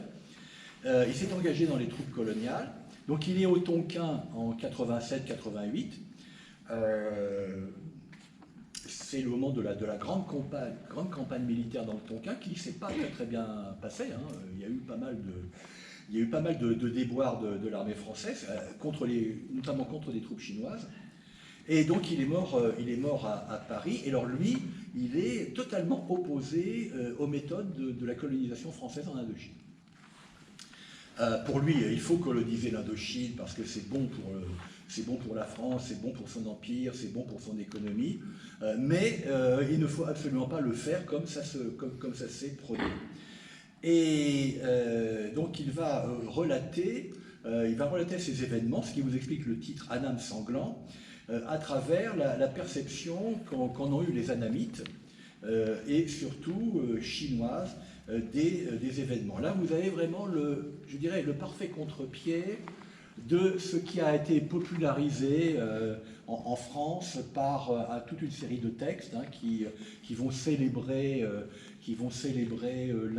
l'exotisme indochinois, dont la version la plus populaire, vous la connaissez. Elle est belle, elle est gentille, ma ton kiki, ma tonkinoise, avec mon nana, mon nanamite. Bon. Ça a été chanté dans tous les cafrons à la fin du 19e siècle. Ça sera repris par Mistinguett, etc. C'est un tube, ma tonkinoise. Là, vous avez autre chose, plutôt que je dirais, le regard condescendant porté sur les femmes indochinoises. Vous avez une autre vision. Et donc là, ça va également être aussi l'occasion de décrire un exotisme indochinois, annamite et tonkinois, qui est tout à fait intéressant. Avec, évidemment, on va reprendre toute une série de motifs, de thèmes, etc., qui visent... Alors vous excuserez, dans tous les textes que je vous ai donnés, il y a un certain nombre de coquilles. Ça vient tout simplement des problèmes de reconnaissance de textes sur Gallica et ailleurs, et je n'ai pas pu toutes les corriger. Ce sont des textes un peu rares, que vous ne trouverez absolument pas... parfois dans des réimpressions. Donc là, c'est pas toujours simple d'avoir un texte qui soit parfaitement propre. Donc veuillez m'en excuser. Et donc là, vous allez avoir une sorte de scène typique, enfin, présentée comme étant typique,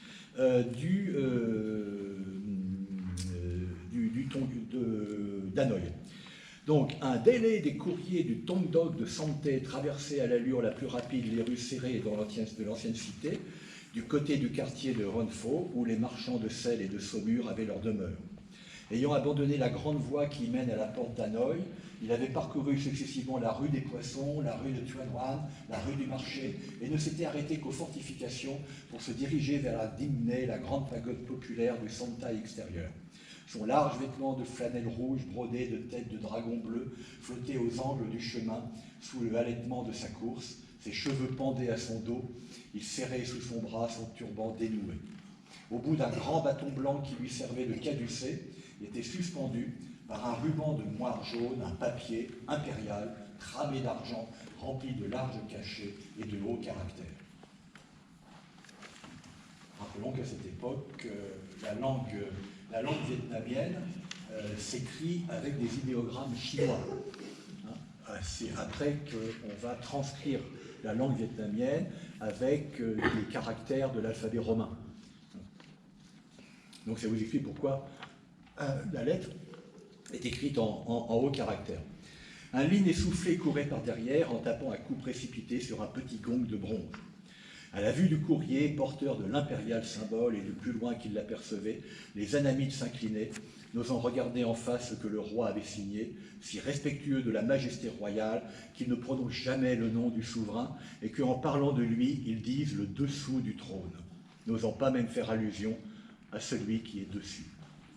Puis, le courrier éloigné, il courait en foule sur ses traces, anxieux de la nouvelle importante que cet édit renfermait, car on n'affiche pas pour de vains motifs l'ordre d'un empereur d'Extrême-Orient. Arrivé à Dimné, dont la porte immense en bois de fer noirci par les siècles et cloutée de clous d'or regarde l'Orient, le courrier, après avoir présenté l'édit aux quatre coins de l'horizon, pour indiquer que chacun devait en prendre connaissance, l'attacha à des clous d'or et, toujours courant, disparut dans la direction d'où il était venu. Ça continue sur cette veine-là, et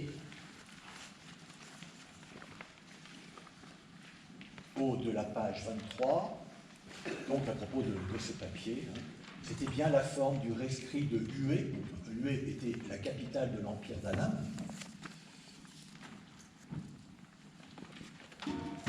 Bon, je vais également le mettre comme dessus du trône.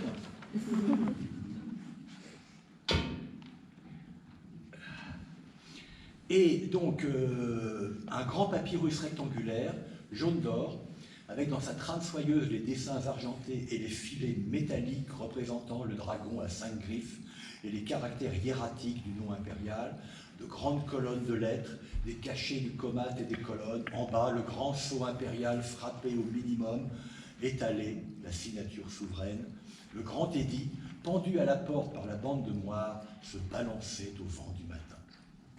Peu de gens savaient lire l'écriture en caractères, et l'ignorance ajoutait encore au respect fanatique pour l'expression tangible de la volonté sacrée. Nul donc ne bougeait quand un lettré, bien reconnaissable à son profil pâle et émacié, à ses lunettes chinoises et à sa longue robe de soie, monta le petit mamelon, immédiatement suivi par toute la foule, et lentement lut, avec les intonations bizarres et chantantes des caractères transcrits, au peuple assemblé, la volonté de son empereur. Donc, remarquable petite scène, avec toute la mise en évidence de ce que peut représenter la sacralité du pouvoir. Et bien entendu, sous la plume de cet auteur, cela n'est pas du tout vu de façon, n'est pas transcrit, n'est pas écrit de manière ironique.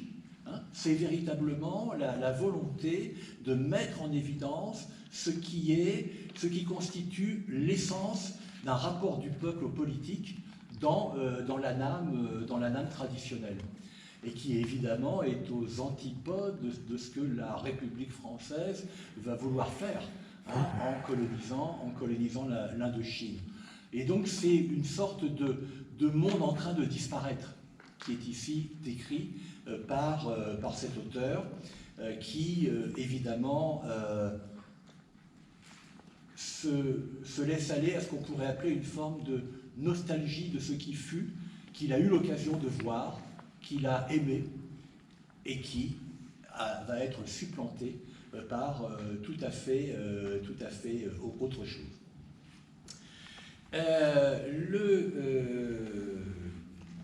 Le dernier texte consacré à l'Indochine, alors là c'est un auteur qui reste encore assez connu aujourd'hui, Claude Farrère, avec Les Civilisés en 1905, qui a eu le prix Goncourt.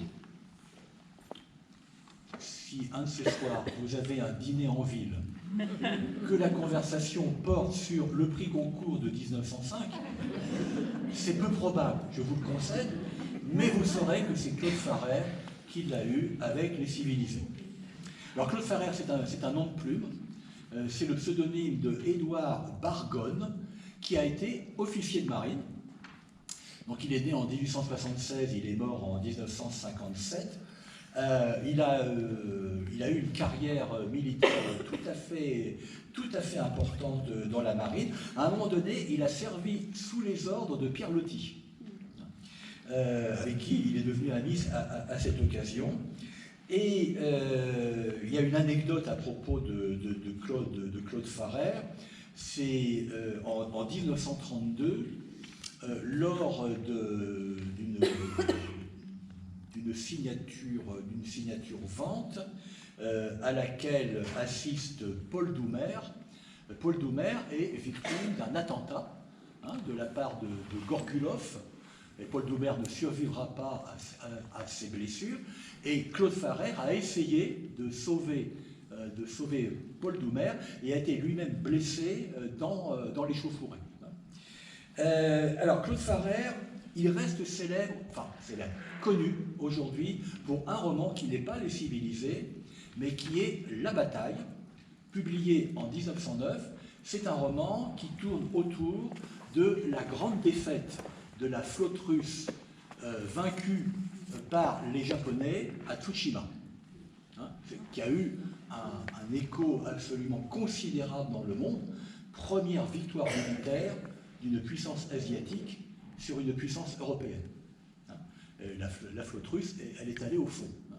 Et donc, là, ça va naturellement raviver la crainte du péril jaune. Parce que si les Japonais sont capables de couler nos flottes, qu'est-ce qui va nous arriver? Donc, la bataille, c'est un roman très très bien écrit, d'ailleurs. Et autre caractéristique de Claude Farrer, il a écrit également un roman policier qui s'intitule L'homme qui assassina, qui est paru en 1906. Et une bonne vingtaine d'années avant Agatha Christie, il écrit un roman du point de vue de l'assassin. Donc, Agatha Christie n'a pas inventé la chose. Claude Farrer l'a fait le premier. Et il a également écrit, en 1934, une grande histoire de la marine française, dans laquelle il développe la thèse suivante. La marine française a toujours été une marine excellente, qui malheureusement n'a jamais été utilisée comme il le fallait par les différents pouvoirs de la monarchie à la République, et que ça a été en quelque sorte un grand gâchis, parce qu'on avait une flotte qui pouvait rivaliser avec la flotte anglaise. Mais ça fait partie évidemment de ces rêves historiques inaccomplis. Donc revenons aux civilisés. Et donc, je vous ai mis un résumé de l'intrigue. Donc, vous avez trois personnages qui vivent à Saïgon et qui se livrent, et c'est bien normal, à la débauche, au stupre et à la fornication et à la consommation d'opium. Que faire d'autre à Saïgon? Et donc, il côtoie ainsi toutes les différentes ethnies qui cohabitent à Saïgon, des Annamites, des Chinois, des Japonais. Mais deux d'entre eux vont considérer que peut-être leurs attitudes, leurs comportements ne sont pas, nous dirions aujourd'hui, appropriés, et qu'ils aimeraient bien connaître le véritable amour. Alors donc ça va donner lieu à toute intrigue sentimentale, avec des mariages prévus et annulés, et un dénouement tragique, et puis un des personnages va mourir en héros, et alors ça fait quand même plaisir pour un lecteur français, en coulant un cuirassé anglais. Et donc là, je vous ai mis une description d'une nuit de Saïgon. Vous savez que dans la condition humaine, Malraux a cette phrase absolument extraordinaire et énigmatique, très courte: la nuit était chinoise. Commentez, vous avez 4 heures. Donc, rue Catinat, alors effectivement, rue Catinat, c'est une des grandes artères de Saïgon. C'est l'agitation mondaine, correcte, et quand même admirablement libre et impudente, parce que la loi souveraine du pays et du climat prime les mœurs importées. Dans le jour cru des réverbères électriques, entre les maisons à véranda masquées de verdure et de jardin, une cohue bariolée passe et repasse, seulement occupée de son plaisir. Il y a des gens de tous les pays, etc., etc. Donc cette ville cosmopolite, cosmopolite est un terme qui apparaît dans la langue à cette époque, et qui va avoir une nuance péjorative. Hein. Cosmopolite, c'est un mélange qui n'est pas très catholique. Et un certain nombre d'écrivains vont vouloir au contraire valoriser la notion de cosmopolitisme en mettant en avant les splendeurs de la variété, hein, de la diversité des races, ce qui fait que vous allez avoir une grande maison d'édition qui s'appelle Stock, qui existe toujours, qui va lancer une collection qui s'appelle la Bibliothèque Cosmopolite. Hein, c'est la marque éditoriale de cette volonté de la part d'un certain nombre d'écrivains d'inverser le signe du mot cosmopolite, du négatif au positif. Bon, c'était une petite parenthèse.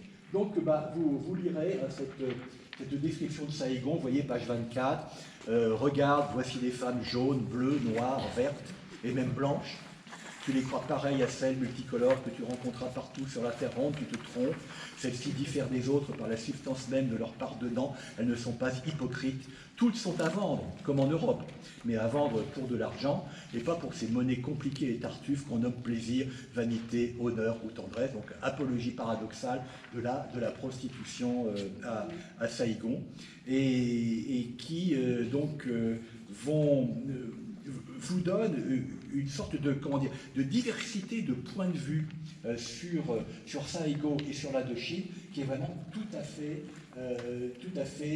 intéressante. Bon, je suis obligé d'aller un peu vite, pardonnez-moi, tellement il y a de textes. Enfin, vous aurez le temps de lire ça. Et je ne peux pas, évidemment, oublier Balzac avec l'Indonésie, page 25, puisque Balzac écrit un récit de voyage totalement fictif, il n'a pas mis les pieds à Java, qui s'intitule « Voyage de Paris à Java », paru en 1832. Ça ne fait pas partie de la comédie humaine, on le classe dans ce qu'on appelle les œuvres diverses de Balzac, mais c'est absolument savoureux, et il s'amuse tout simplement à reprendre à son compte toute une série de clichés sur les beautés des femmes orientales, cette fois, si vous voulez, décalées jusqu'à l'Indonésie, en se livrant à une sorte de tableau absolument, comment dire, alléchant des javanaises. C'est pour ça que je vous ai mis le titre, les javanaises. Bas de la page 25, d'abord, posez en principe que les femmes de Java sont folles des Européens. Puis, laissez-moi vous décrire l'espèce admirable qui, dans le beau sexe, forme la famille javanaise. Là, les femmes sont blanches et lisses comme du papier de passe. Nulle couleur ne nuance leur teint. Leurs lèvres sont pâles, leurs oreilles, leurs narines, tout est blanc. Seulement de beaux sourcils bien noirs et leurs yeux bruns tranchent sur cette pâleur bizarre. Le luxe de leur chevelure est prodigieux. Presque toutes peuvent, en secouant leurs cheveux, se trouver à couvert sous un pavillon impénétrable à l'œil le plus ardent, et ce long voile tombe à terre de tous côtés. Ce précieux ornement dont elles sont incroyablement fières est l'objet des soins les plus minutieux. Les petites maîtresses de l'île consomment entièrement l'huile de Macassar que produisent les Indes. Si vous aviez passé vos mains dans la chevelure abondante et parfumée d'une javanaise, vous auriez le plus profond mépris pour ces petits taillis capillaires que les Européennes cachent si facilement sous un bonnet. Alors, l'huile de Macassar, petite parenthèse, c'est un des cosmétiques vendus par le parfumeur César Birotteau dans le roman de Balzac qui porte ce titre. Petit clin d'œil balzacien. Bon, alors vous lirez la suite, mais c'est évidemment tout à fait savoureux. Et regardez notamment page 26, le dernier paragraphe en gras. Peut-être devrait-on expédier des maris pour Java, comme on expédie des pacotilles de jeunes Anglaises pour le Bengale. Il est extraordinaire que l'on n'ait pas encore à Paris indiqué ce débouché aux lieutenants ennuyés du service, aux poètes sans gloire, aux acteurs sans engagement et à tous ceux qui sont susceptibles d'aller à Sainte-Pélagie. Sainte-Pélagie, prison pour dette. C'est une branche de commerce plus naturelle que ne l'est cette traite des Blancs, si hardiment faite à chaque nouveau tirage et connue sous le nom de remplacement militaire. Les gens blasés devraient aller tous à Java, tous y trouveraient une vie colorée, comme le fut la mort de Sardanapale. On y vit sur un bûcher. La mort de Sardanapale, pensez au tableau de Delacroix. Bon, ouais, alors là c'est un des textes vraiment humoristiques de Balzac, dont on a dit parfois qu'il n'avait pas le sens du comique. Il faut n'avoir jamais lu Balzac pour dire des choses pareilles. Et après, vous verrez tout ce qui est dit à propos des oiseaux bengalis. Et enfin, pour terminer sur l'Indonésie, retour à Judith Gauthier, donc une des nouvelles de Fleur d'Orient, où là, ça va être les danseuses du sultan de Yogyakarta, l'ancien nom de Jakarta aujourd'hui. Et là, Judith Gauthier va faire exactement la même chose que ce que vous avez lu tout à l'heure à propos de la description de Pékin. C'est-à-dire vous faire un tableau minutieux, circonstancié, complet de ce que peut être une représentation musicale et chorégraphique de la danse indonésienne. Alors, on va commencer page 29 par l'orchestre, un orchestre javanais, qu'est-ce que c'est ? Cet orchestre est fort curieux et pour nous un peu bizarre. Il faut chercher dans l'Hindoustan et en Chine surtout, l'origine des instruments qui le composent. La gamme des cloches, les pierres sonores graduées, les tambours, les gongs, l'espèce de harpe qu'ils appellent gamelang, sont des instruments chinois. Après l'introduction de l'islamisme à Java en 1405, La musique arabe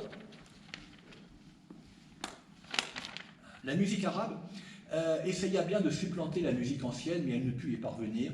Quelques instruments nouveaux furent seulement ajoutés à l'orchestre, entre autres le rebab, sorte de violon à 2 cordes. Le gamelan est pauvre en instruments avant, une espèce de trompette nommée soubing et 2 sortes de flûtes. C'est tout ce qu'il possède. Mais attention, les instruments à percussion commencent à ronfler. Donc là, vous êtes vraiment parmi les auditeurs et spectateurs. Voyons ce que va produire cet ensemble. Oh, l'étrange et confuse harmonie.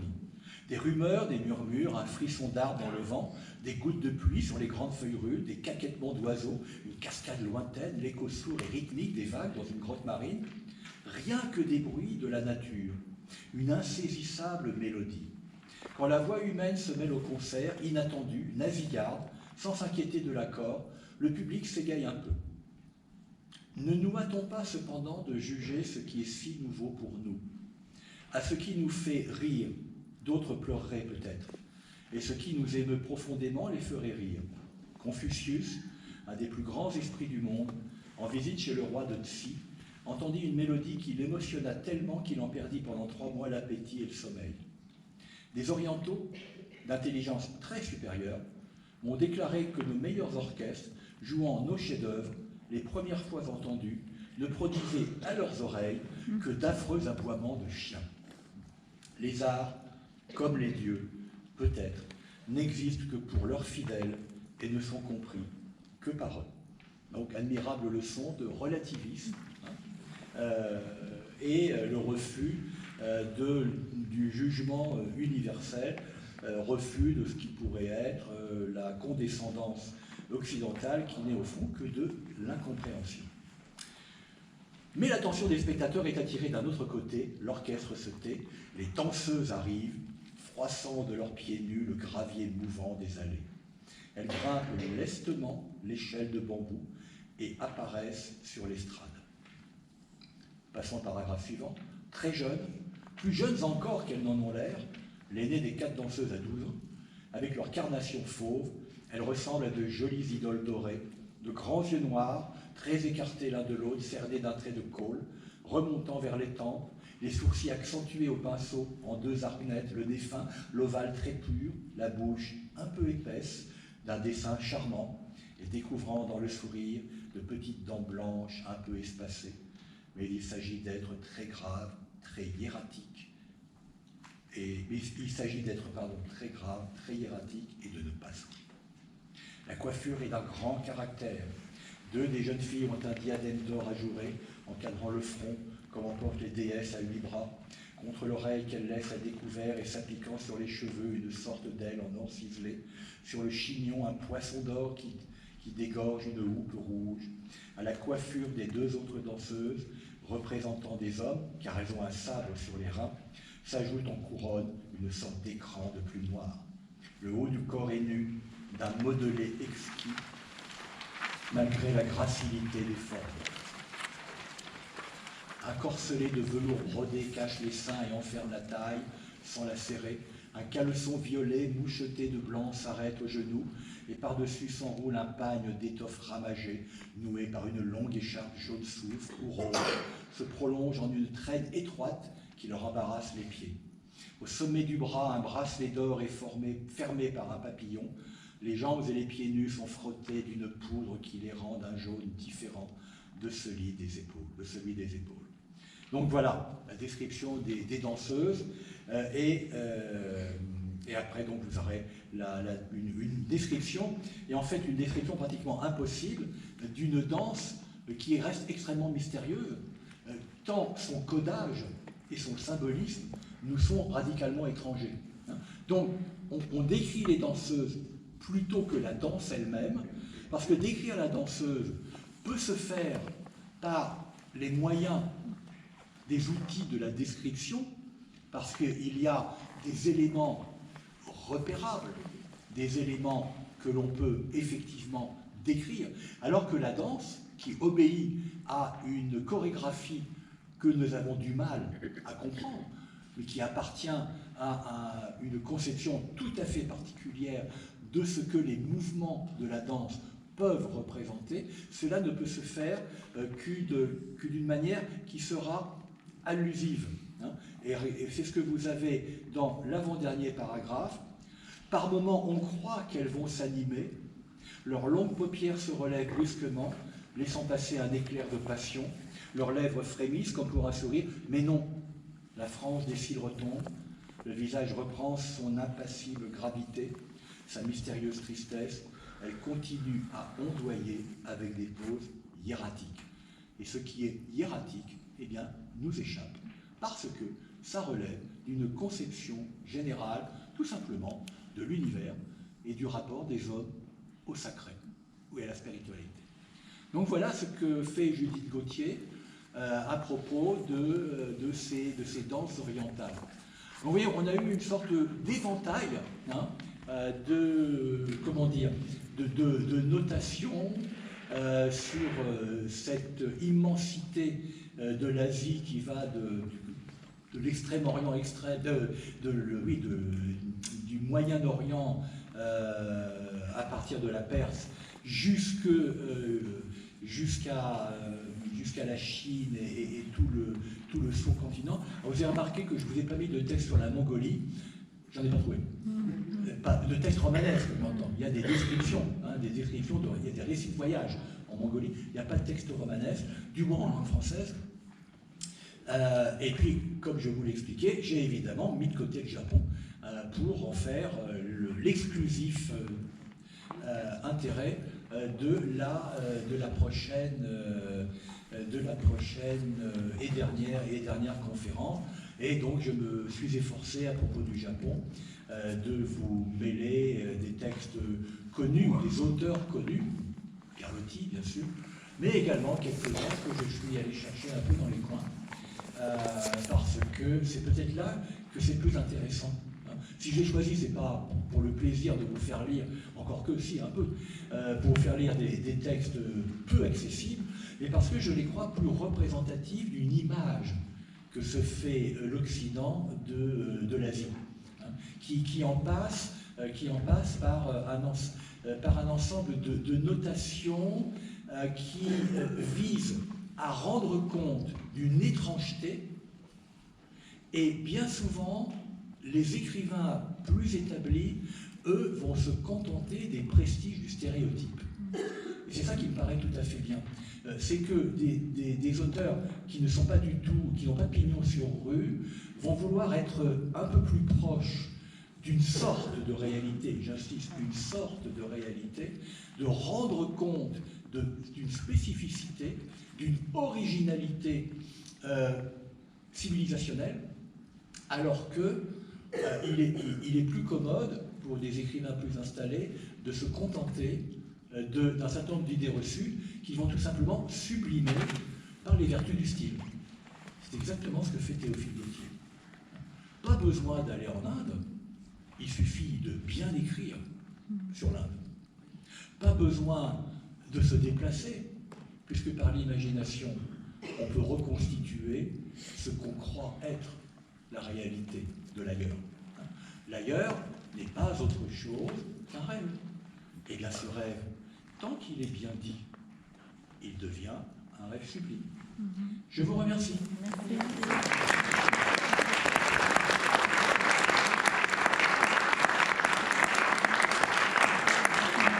Alors, j'ai oublié la date précise du mois de mars, c'est le 15. Oui, c'est ça, c'est le 15 mars.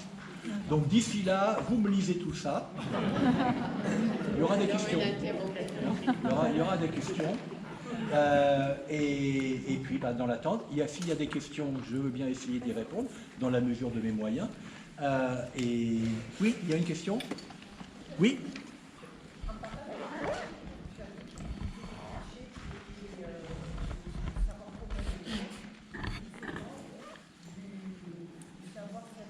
Oui. Alors, dans quelle mesure? Alors, d'abord, ce que font les je dirais, les savants qui se livrent à des études orientales,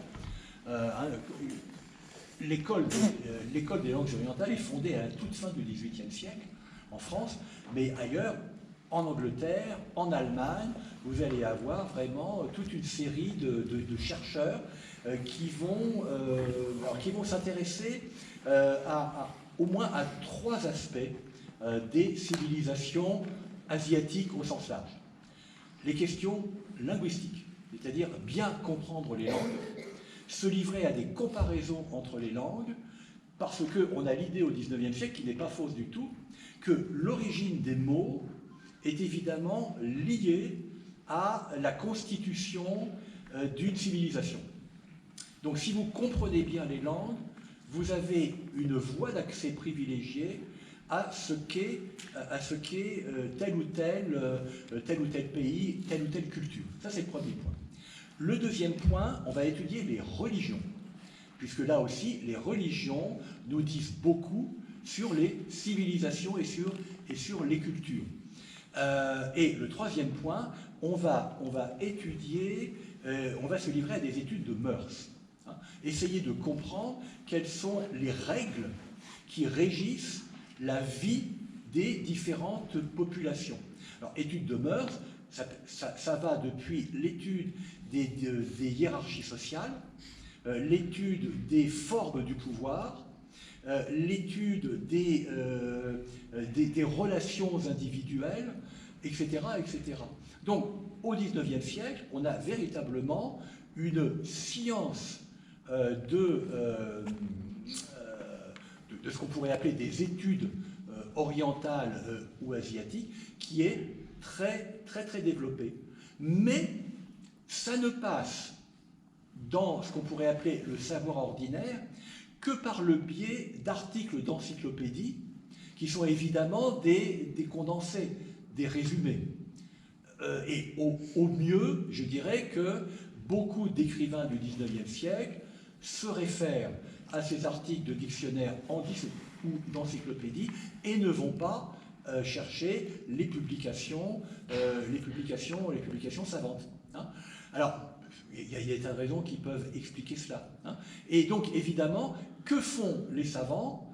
Ils visent à, comment dire, nettoyer le savoir que l'on peut avoir sur ces différentes cultures des stéréotypes et des clichés.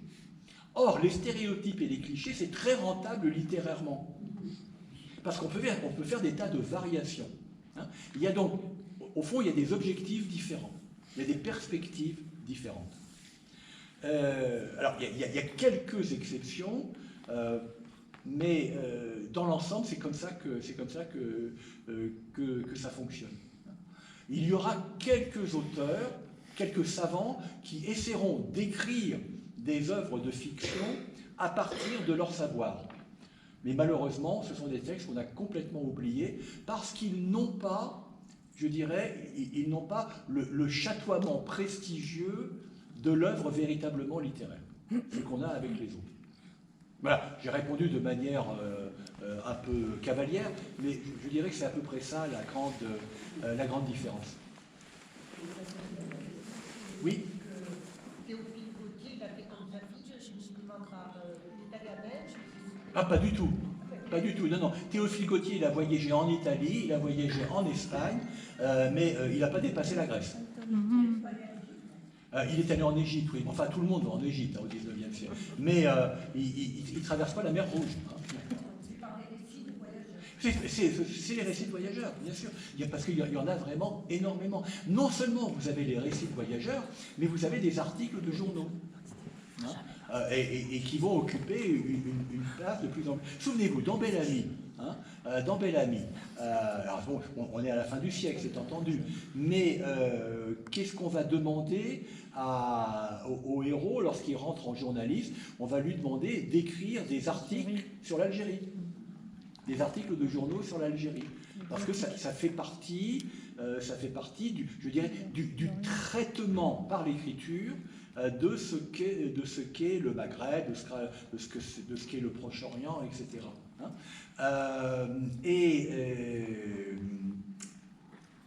donc, les récits de voyage, les récits de voyage, les mémoires de voyageurs, les mémoires de ceux qui ont vécu un temps dans tel ou tel pays, qui ont occupé des postes. Bon, c'est par exemple le cas d'Arthur de Gobineau, qui lui passe à la transcription littéraire. Donc là, ce sont des sources qui sont disponibles pour tous, hein. Mais le récit de voyage, c'est aussi une autre forme de littérature.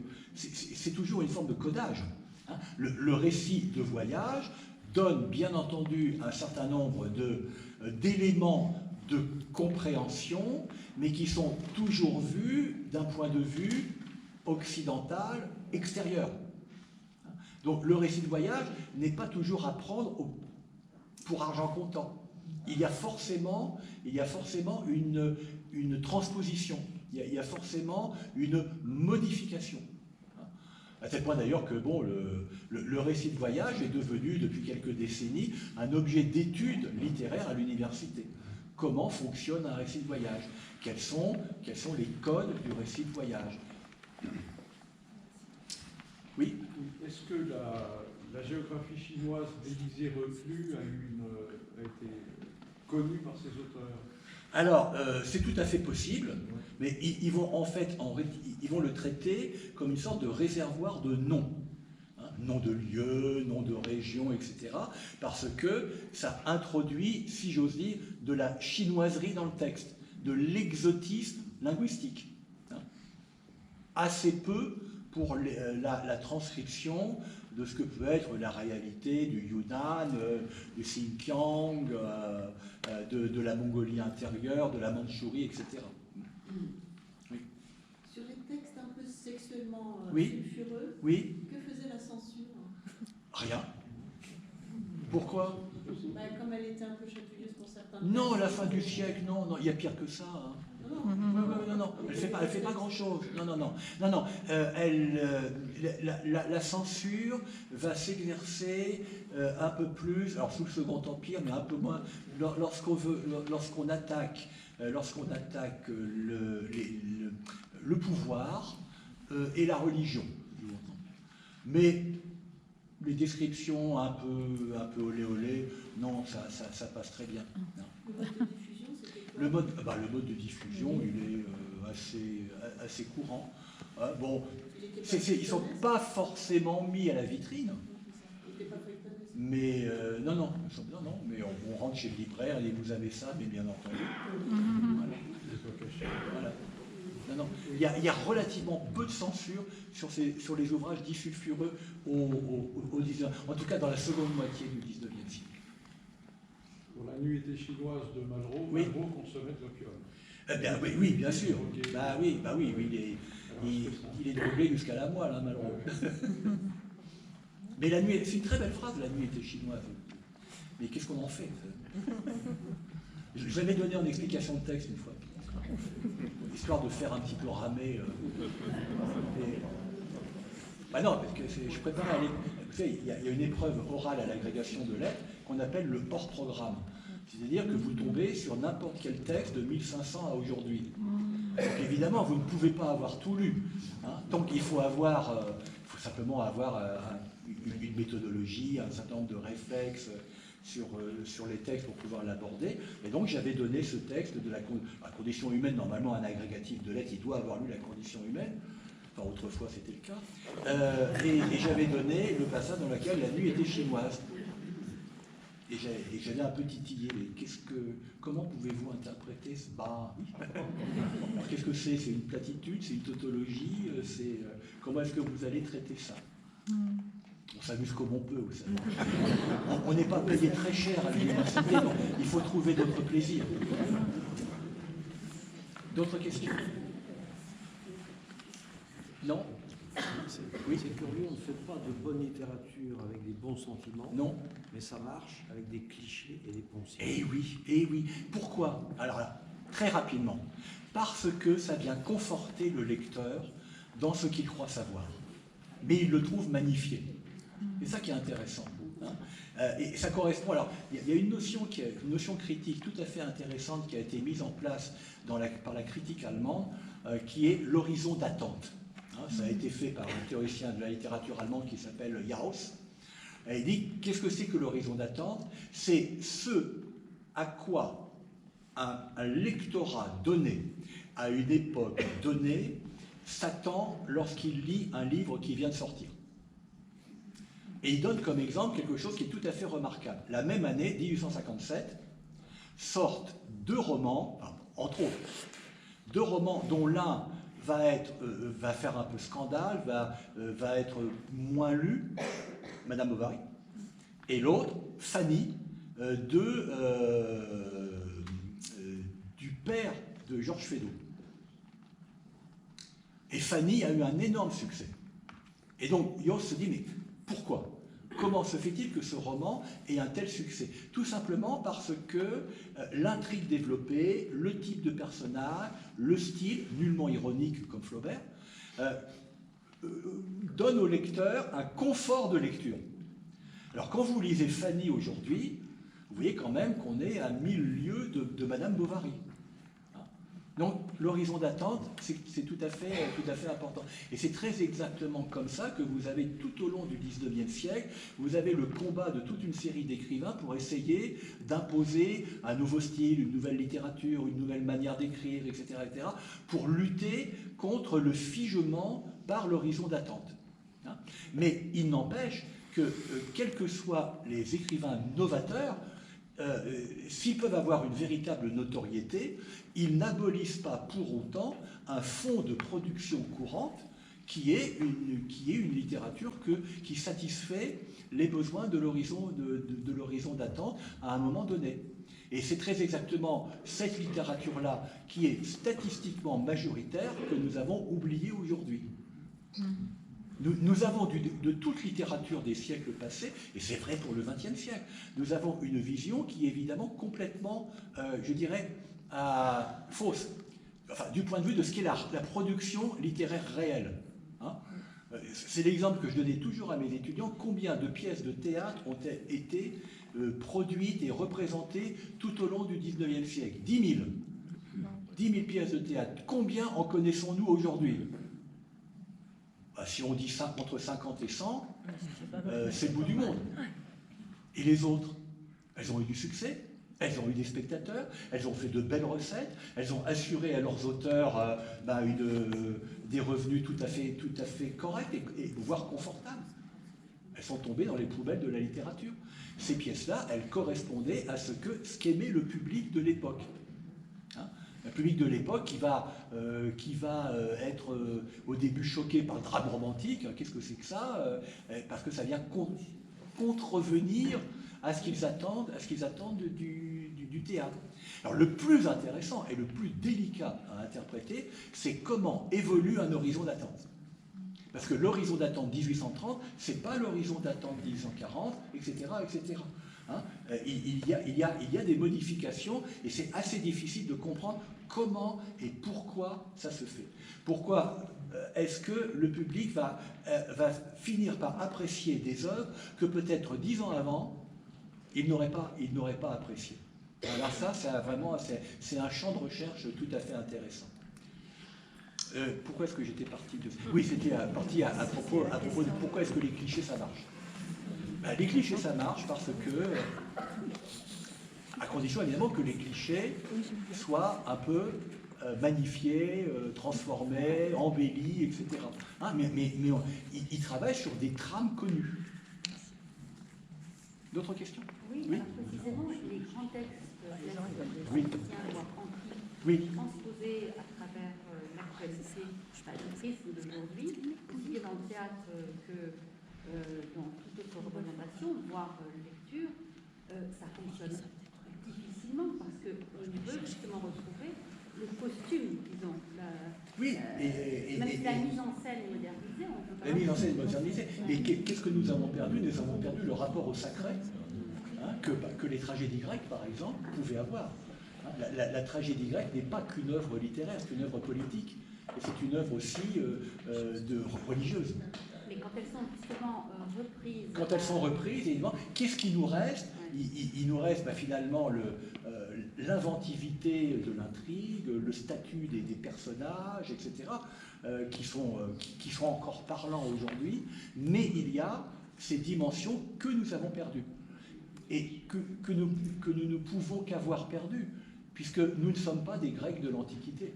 Nous ne voyons pas le monde comme eux le voyaient. Mais une tragédie grecque, elle est faite aussi, et elle est faite peut-être d'abord pour, je dirais, unifier la police, POLIS, c'est-à-dire la communauté humaine, civilisationnelle et politique.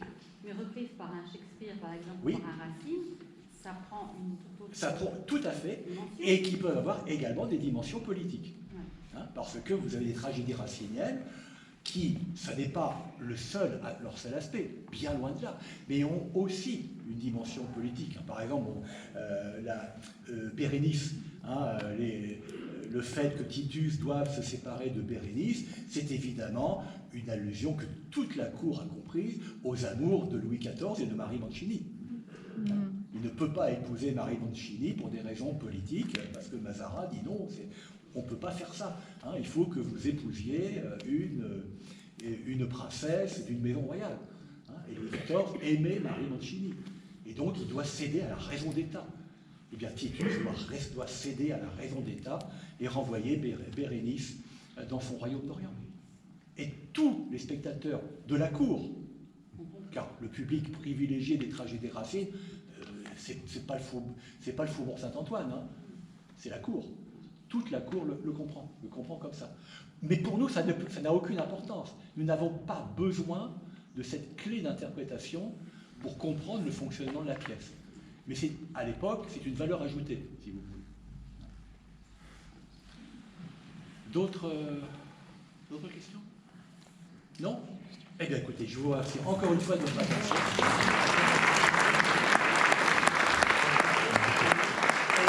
Et je vous donne rendez-vous au 15 mars.